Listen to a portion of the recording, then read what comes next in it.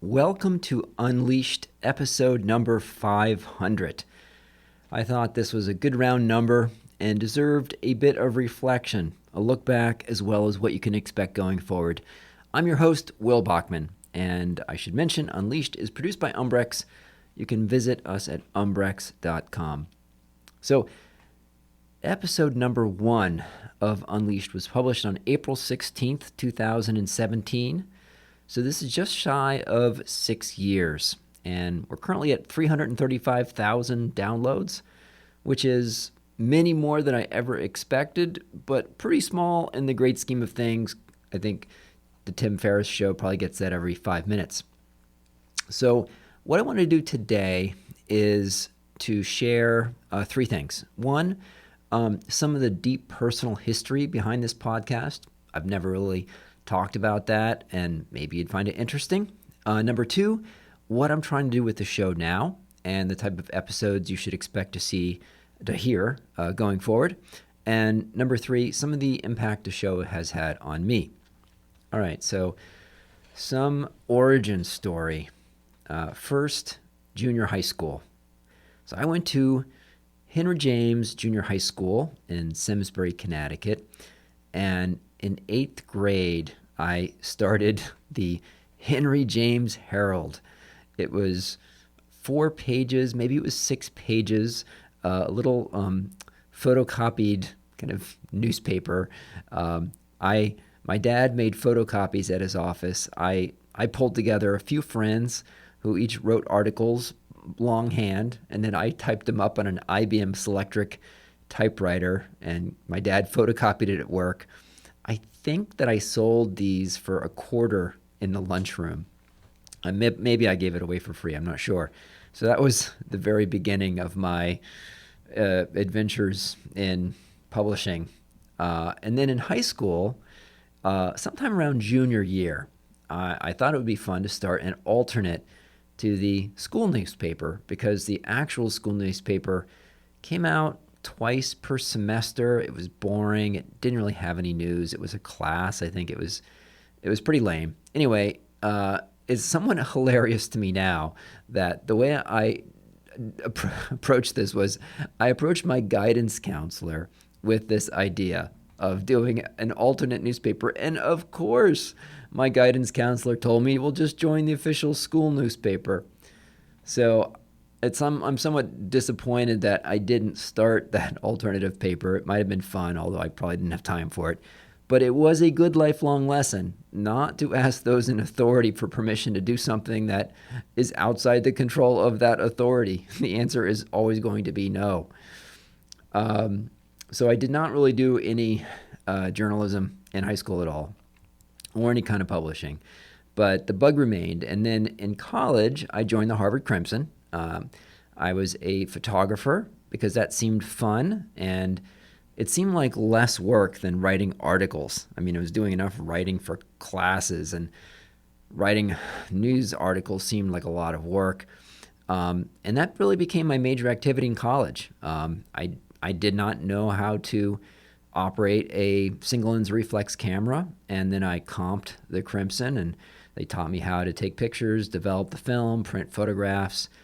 I spent about 30 to 40 hours per week for a year, at least, as a photo editor, 1 year, and did a little bit of writing for the Crimson, and that was so much fun. It was a big part of my college, and just being part of kind of feeling like you're in the know and going out and seeing things, and then seeing my photos in print was a lot of fun.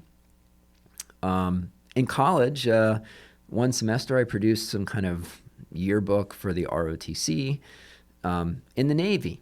So I was a submarine officer, as I probably mentioned a few times on the show. On my submarine, I was the communications officer. And one of our biggest events on a submarine was the tactical readiness exam. And that's when the ship gets tested on our operational capabilities, and it matters for promotion to some degree for the folks in the operational departments. So we were in some kind of invented exercise, some blue on red scenario, and I created this bulletin for the crew, and we printed it out 2 to 3 times per day over the course of this 3-day exam. And we distributed it to all the crew and let them know the status of this evolving strategic situation with this made-up scenario as if they were real news bulletins. And I don't think the TRE board had seen that before, the tactical readiness exam. So they really loved that, and they gave us a big thumbs up for that thing. So that was my little adventure in publishing while I was in the Navy. Let's see. In business school, I didn't really do any journalism, but we were allowed to take cheat sheets into exams. And I guess in theory, the idea was that you would take your own cheat sheet into the exam, but I figured I'd help my classmates, and so I invested hours into creating these really elaborate cheat sheets, nicely formatted and so forth. And then I just sent them out, emailed them to the whole class several days before each exam. And it was really a thrill to go into the exam room and see about 80% of my classmates using the cheat sheets that I had created. So, but my proudest moment of that was the strategy course, where we had a big number of readings. And on the final exam, we were expected to be able to reference them and to quote from them. And it was open book. But, a lot of people didn't really want to do all those readings or take notes on them. This was my proudest moment. I recruited about half of my section of about 30 people volunteered. Each one of them read one of the articles or books in detail and created notes in a template that I created and then sent those back to me. And then I collated all those into one single summary document with notes from all the readings. And I sent that out as just a Word doc to the whole class. That was what I particularly liked about it, was this collective, collaborative effort. I think that in following years, they sort of outlawed this sort of collaborative cheat sheet thing, and you had to create your own cheat sheet. So I think they changed the rules because of those. But that seemed to be the whole point of business school was collaborating. Anyway, so at McKinsey, not exactly publishing, but I had this dream at McKinsey, and I never had time to execute it. What I thought would be awesome, which was gathering together, when I was a business analyst, getting together the whole business analyst class. I had this idea of every Friday morning we'd get together and we'd have 2 or 3 people each week brief us on the project they were working on and share tips and tricks they had learned. Obviously not anything confidential to that client, but things like, hey, I had no idea about pivot tables, but we had to do this segmentation analysis and I was spending hours filtering the data. And then my engagement manager showed me I could do all that with a pivot table. Okay. I learned that the hard way myself. Or, hey, I had to run this consumer survey, and here's how we did it step by step. Here's how you write the survey. Here's how you engage with the survey panel, just sharing those sorts of practical lessons learned. So I never organized that sort of get-together. Number one, probably no one would have shown up, and I didn't have the time myself. But that motivation is a very direct carryover to this show. This show is essentially an expression of that desire I wanted to do when I was at McKinsey, to understand practical lessons learned that we can apply on Monday. And after I had been an independent consultant for 4 years, so I guess I thought by that point I was an expert at it, and I had this idea of writing a book on how to thrive as an independent professional. This was back in 2012, 11 years ago. And I came up with a title for that book, which was Unleashed. And even though I had not yet finished writing the book, I did write a few chapters of it. I figured I would motivate myself by getting someone to design a cover for the book. So it was putting the cart before the horse, or putting the cover before the book, I guess. And that cover logo with the dog leash and the dog jumping off the page that I designed in 2012 eventually became the logo for this show in 2017. So that's a little bit of personal history, kind of my motivations as I reflect back on some of the strands of my life that, I've always wanted to talk to people and then, publish what I learn, share what I learn. What am I trying to do now with the show, and what kind of episodes should you expect going forward? So there's several types of episodes, as loyal listeners of the show will know. So number one, when there's something that I've learned that I think could be helpful, I will do an episode on that, just me talking, like this one. For those, I generally write a script or at least a set of detailed talking points. I haven't done as many of those as I'd like because it takes a bit more activation energy to get all my thoughts in order. And that is another advantage of doing one of those episodes, because it actually forces me to think through what I know and organize my thoughts. Now, I could just write those words and publish them, but I am a bit lazy, and writing is hard work. And there's, for me, just a higher bar for having a published piece of writing than this audio format you're listening to now, where I can be a bit more informal. So I like to do those audio episodes. Part of the origin was I'd find myself telling people kind of the same thing over and over again. And so now I started trying to, when I found that situation, do a podcast on the topic, and then I can point people to that podcast episode. The second type of interview is some are designed to address some specific need that listeners may have. Something such as interview I did with Jonah Gruda about explaining LLC versus S Corp, or interviews about how to get business liability insurance, an episode we did on how to get health insurance, how to get life insurance, these sorts of very practical ones, where I'll interview someone very much to talk about that topic. That's a second type of episode, and we'll continue to do those. And if you have topics that you'd like us to explore, definitely let me know. A third type is interviews with guests where I'm curious about what they know, and many of these may be on some niche topic that you might not care about, so you should definitely skip those episodes. For me, this podcast format, it's an amazing way to learn about something, and it's just an incredible gift to be able to interview an expert on the topic. I find it a much faster way to learn than sometimes reading content, because it is so interactive and you can ask for clarification and examples and have more back and forth. So I often find it's a faster way for me to learn about something. And I find it amazing that people are willing to get on a call and tell me about things that they know. And I'm surprised sometimes that everybody in the world isn't doing a podcast, because it is a great way to learn about a topic. And I won't go into it now, but there are so many things that I have incorporated into my own business, into my own practice, from the 500 episodes that we've done and so many guests interviewed, technology tips that I've learned, software tools that I've incorporated in my own business, and just practices. It's been astounding, the amount of learning that I've had on this show, as well as learning about a really wide range of topics, which I found personally has helped me become more educated talking to clients. Talk about that in a minute. And then the fourth type of episode is where I'm interviewing authors. So I've had the chance to interview some of my heroes, some authors that I'm huge fans of. Seth Godin, Stephen Pressfield, Tyler Cowen, Tiago Forte. We have an episode with Jimmy Soni coming up. It's already recorded in the queue, the author of The Founders. So I hope to do more of those, interviewing authors about their book.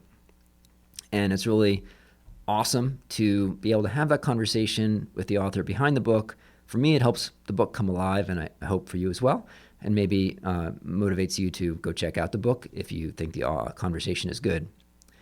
So what has the impact been on me of doing 500 episodes? So let's see. Few things. Number one, occasionally I will meet someone who has listened to the show, and they tell me that some episode helped them get started or answered a question they had or was helpful. And hearing that is just the absolute best feeling ever. So if you have had that experience, please tell me, because it really, really brightens my day. Number two, like I mentioned before, I have learned an amazing amount from about so many industries and functions. It's made me a far more effective as a leader of a consulting firm, lets me talk to clients about a wide range of types of projects, because by this point, there's a decent chance I've done an episode on that topic. So maybe I haven't done it myself, but maybe I've had a conversation about it. and definitely helps me learn some of the lingo. And so, some of the process end to end of a project, at least getting some familiarity with it. Number 3, I've learned a variety of technology tools that we've used at Umbrex and then incorporate in my own practice. Number 4, I mentioned I got to meet and speak with several of my heroes, some authors that I really like. Number 5, at least one large client that I can directly trace to this podcast, an exec who became an independent professional, was looking for resources on that, listened to this show, reached out to me. We met. He actually attended a full-day event that we ran. He was an independent professional for a while, went back and he became an exec again, and then ended up engaging our firm. So that was one big client, and maybe there's been others. Several guests have told me that they were approached by clients who heard them on the show, and that's been really nice. And it's also been a great validator. So when we recommend a consultant to a client, and we can say, hey, this person's been a guest on our podcast, and here's a link to the episode, the client can listen to that episode before they even interview that candidate, and it helps get that person confirmed on the project, and it's just a big validator, just a credibility booster to say, hey, we think this person is smart, and we've actually had them on our show. So that's been great. Build relationship with guests. So many of the guests that we've had, we ended up collaborating on some effort. Another benefit is we've been able to teach other consultants how to start a podcast. So that's a little meta, but based on my experience running this podcast, we did a podcast accelerator in 2021, and we had about 30 to 40 participants, and I know at least 10 or 12 of them did start their own podcast, and in some cases we ran one of their episodes as an episode of Unleashed to let people sample that show. So that was very fulfilling. Closer to home, my son Samuel started his own show, The Half-Blood Report, about the world of Rick Riordan. He and his co-host Diego did about 80 episodes. It's now pretty much on pause, but they were doing it in my son's freshman and sophomore year of high school, and they may well have done that if, Samuel's dad wasn't doing a podcast, but it might have helped a little bit. I just helped very small amount in the very beginning. They did the show themselves, and that was fun for Samuel. He ended up interviewing at least 10 adult authors, including Rick Riordan himself, who's one of the top 10 best-selling authors in the world. So that was pretty cool. So I hope that, overall, I'm going to keep doing it. I keep getting a lot of benefit out of it, and I hope you do as well. It's a tremendous amount of fun for me. I'm really, for the most part, following my own curiosity and doing episodes that I personally really want to learn about. So I hope that sometimes that curiosity lines up with things that are useful for you. I want to give a few acknowledgments. I want to thank Henrietta Poirier, who's been helping to edit the audio for the past 200 or so episodes. So thank you, Henrietta. I want to thank David Nelson, who edited the first 150 episodes. I want to thank Gary Nagbauer. He composed the theme music, which we used for the first 150 episodes. And then we got a little, lazy, and we stopped, including the theme music. But that was a nice part of the show early days. I want to thank David A. Fields. He has been our most frequent guest. He was the guest on episode number 1, and he's been back about 10 times. And David's a good friend. His episodes are always very popular, and I remain very inspired by David. I also want to thank, of course, all of the guests who have been so generous with their time coming on the show, and my wife, Margarita, who has been very supportive of this project. Some requests for you. Number 1, I'd be remiss if I didn't say a review on iTunes helps others discover the show. If you haven't already, you can subscribe to the Unleashed newsletter at umbrex.com/unleashed. Now, why would you want to subscribe to the newsletter? Because you probably don't necessarily want to listen to every single episode of the show, but the newsletter will remind you of new episodes, give you the show notes and the transcript, and that might point you to episodes you do want to listen to. That newsletter has been on pause for about a year or so, but we are going to restart it here with episode 500. So number 3, you might post about an episode that really moves you on LinkedIn or that you find helpful. If you tag me at Will Bachman, that will let me know that you did, and I can comment on it.